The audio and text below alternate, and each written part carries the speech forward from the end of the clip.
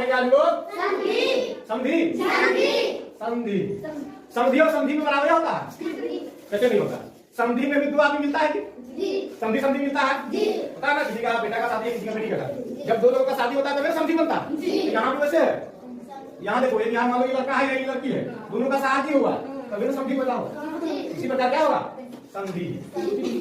संधि दो वर्गों के मेल से पैदा होने वाले विकार को कहा जाता है। विकार।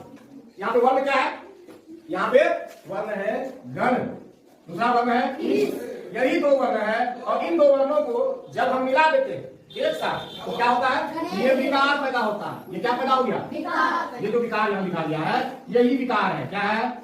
विकार। एक नए शब्द के रूप में। ये कोई शब्द है?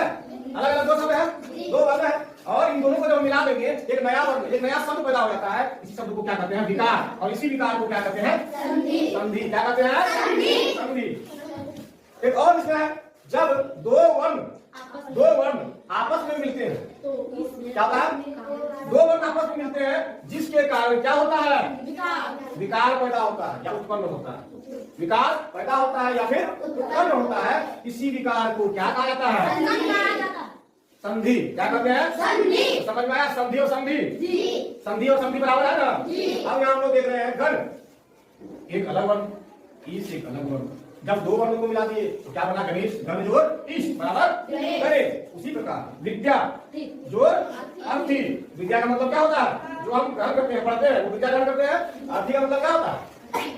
अर्थी का मतलब जब किसी की हमारे यहाँ मृत्यु हो जाती है उसको जिस पर निकाल के ले जाते हैं उसको अर्थी नहीं करते। जब उसको हम लोग जलाते हैं, जिसके ऊपर उसका सन को रखा जाता है, उसको अर्थी कहा जाता है।